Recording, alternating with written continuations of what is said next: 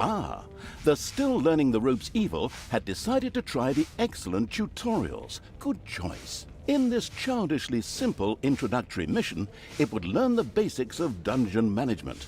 Things like digging, building rooms, and hiring and firing creatures. Everything a novice evil needs to know. First of all, it admired the center of its power, the dungeon heart. This, if possible, should never be broken, as that would lead to an inglorious and permanent end to the definitely wanting to avoid this at all costs evil. Naturally, the most important resource for any evil genius was gold. One can make the best things out of the glittering metal, and nary a creature was going to let the absolute evil hire it and push it around without a coin or two. Sad, I know, but that's the way the cold, hard capitalist world of evil works. Although a little gold could also be stored in the dungeon heart, the little snots, the strange name giving evil's workers, had to travel long distances to do so. It made much more sense to build a treasury nearby. The fast-learning evil immediately began doing so.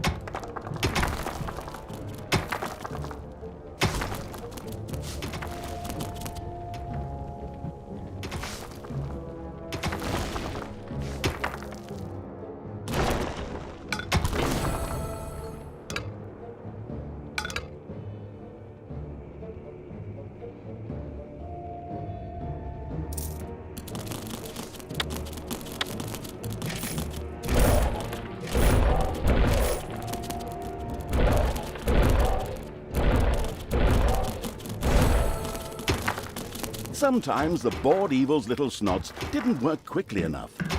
That was the time to give them a hearty slap with the hand of terror. Naturally, this had to be done immediately.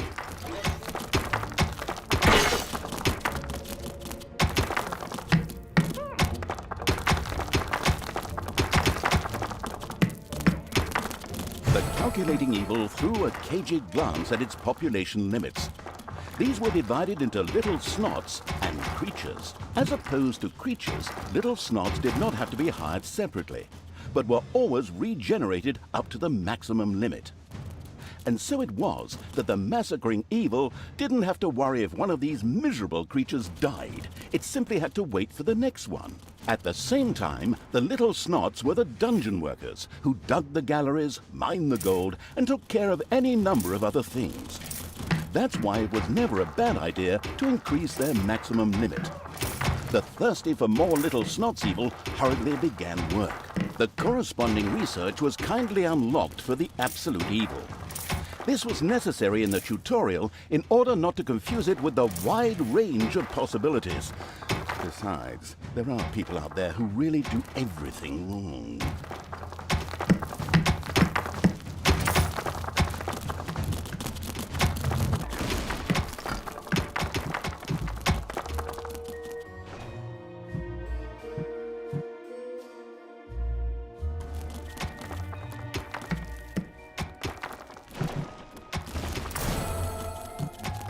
Unfortunately, creatures were a little more demanding than the miserable little snots.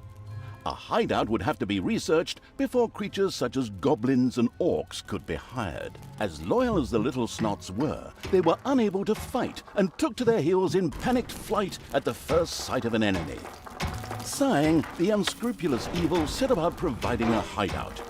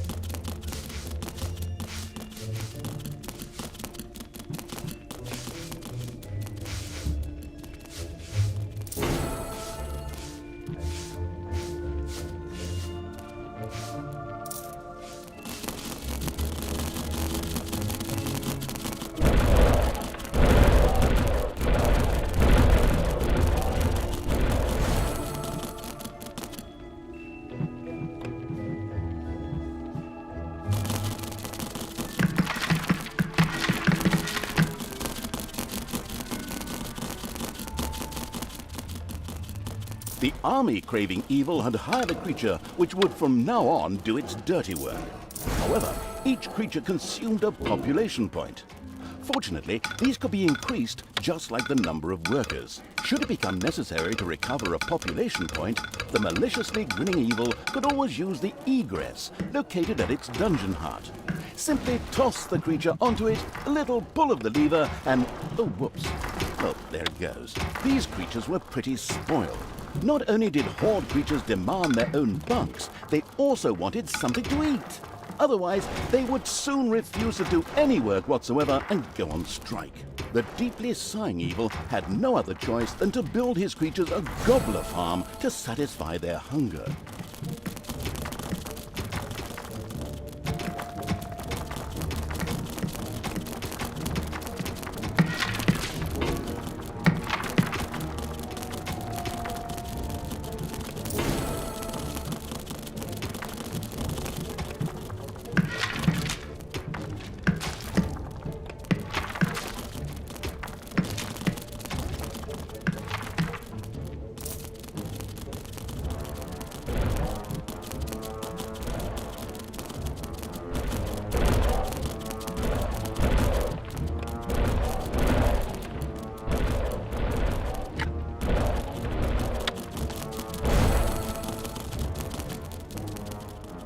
Excellent work.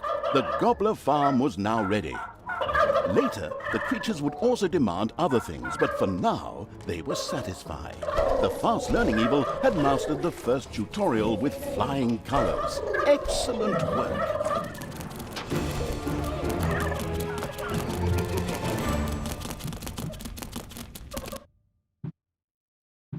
Evil evilness. The fast-learning evil quickly set about sending its creatures into the overworld.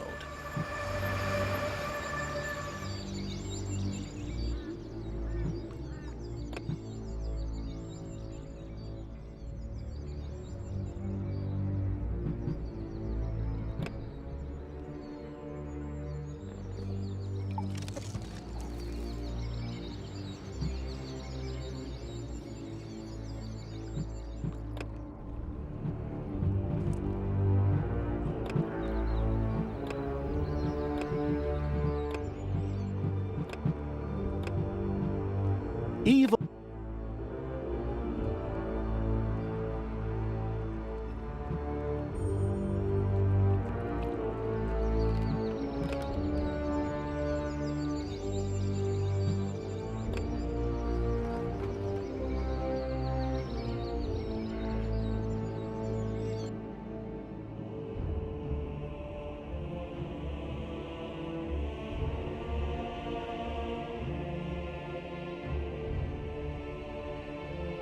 The fast-learning evil had begun the second tutorial. It now more or less knew what it had to do to build a dungeon. Now it would turn to the overworld, where it would sow chaos and destruction. Up there waited a Isle of Good, which just begged to be destroyed. The impatient evil got right down to destroying. Before the overworld could be destroyed, a number of creatures would first have to be brought there. The Hand of Terror greedily reached out to grab some.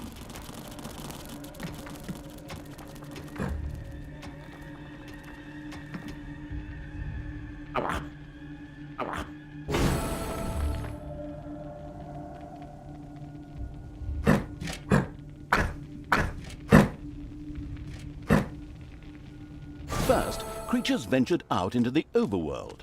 The destruction-craving evil could hardly wait to transform all those unbearably rich colors into 50 shades of gray. The drooling evil did not have the omnipotence in the overworld it was used to in the dungeon.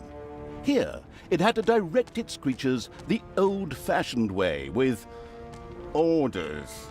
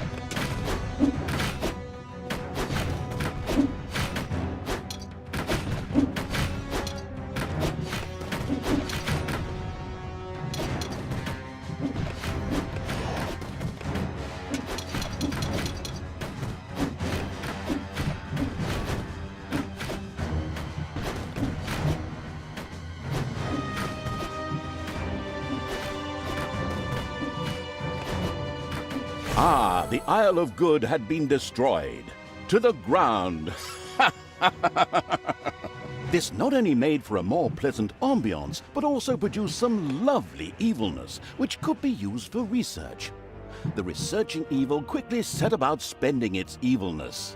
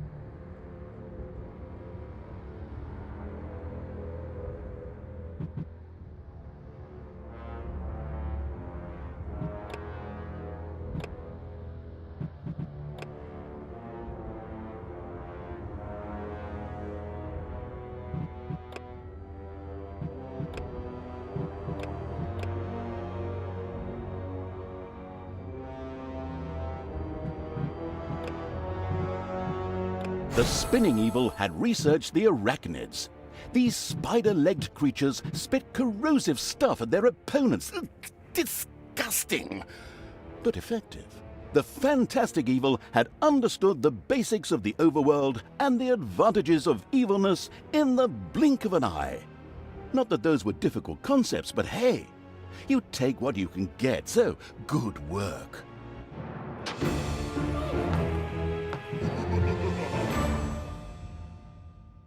Dungeons for advanced students. The skilled evil quickly learned the skills needed to run a dungeon.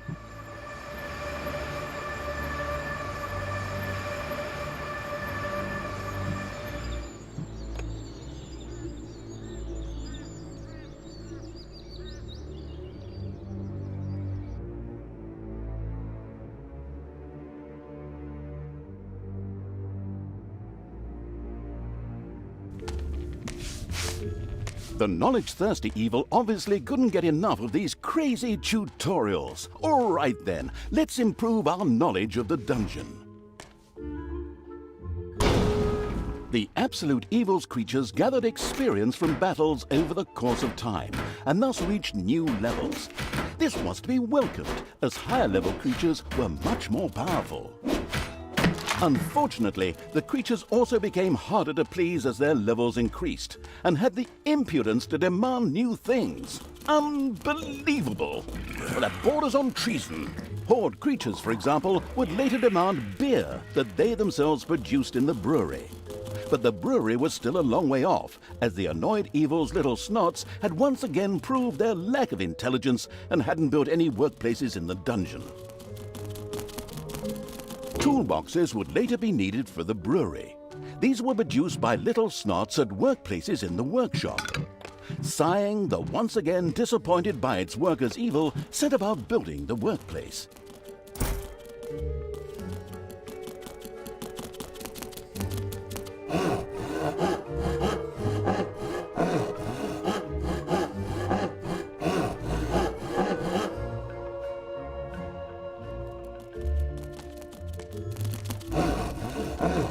The little snots willingly set to work producing toolboxes with a stupid grin on their faces.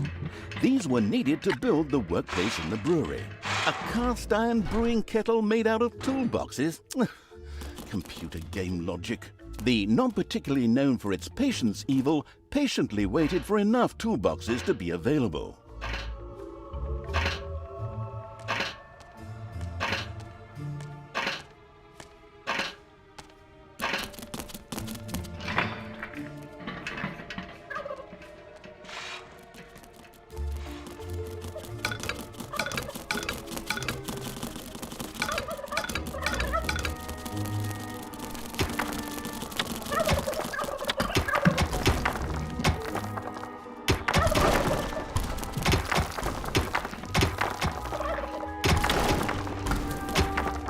little snots had dug up some Realm Forge employees. They had been hiding there from the Goldmaster deadline. They looked rather upset.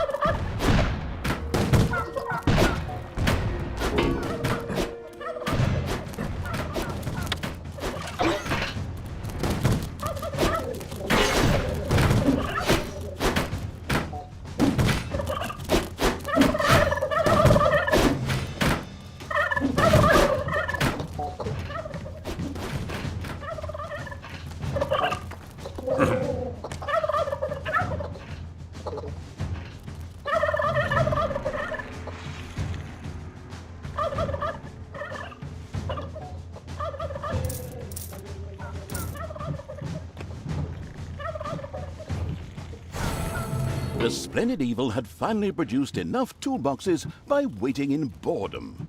It quickly set about building the brewing kettle.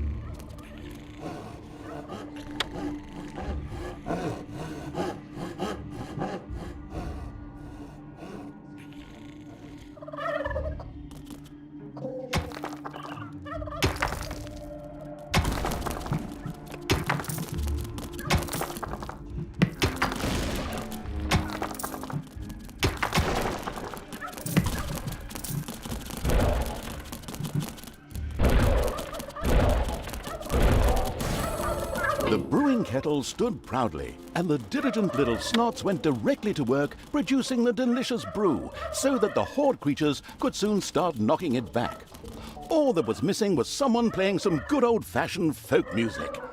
Then again, maybe not. Always makes my ears bleed. But now for something completely different, as the hard-working evil now had access to the lecture hall. There, additions to normal research in the form of scrolls could be made for small amounts of gold, time, and evilness. The always slathering for something new evil quickly began to try them out.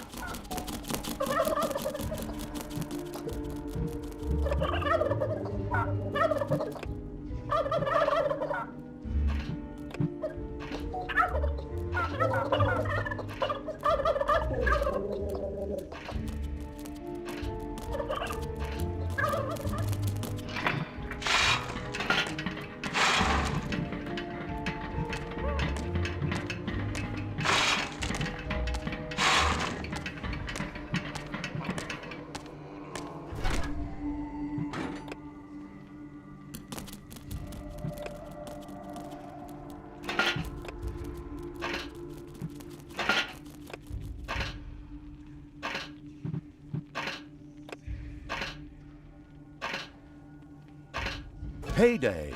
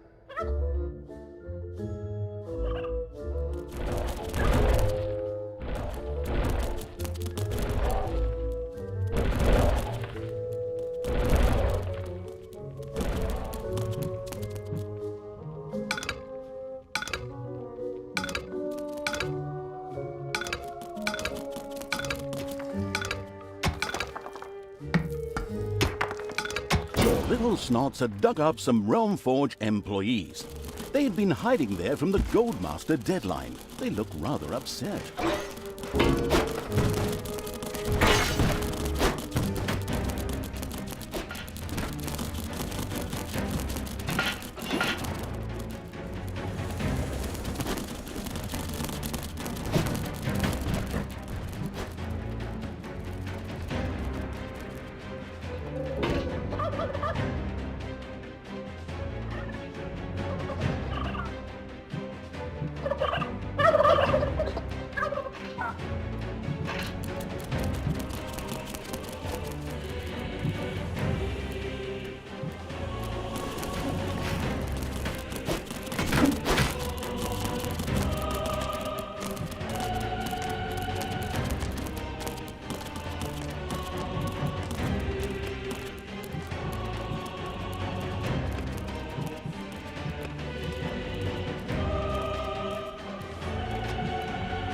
Very interesting. I would have researched that too.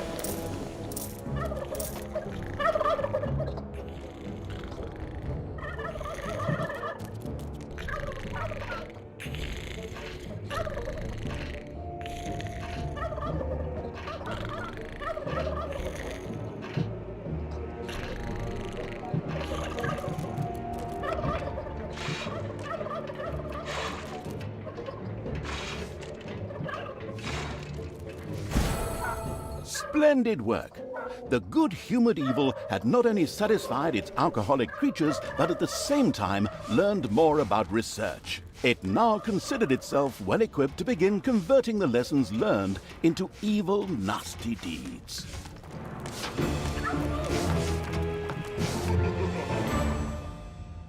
The final exam, the chock full of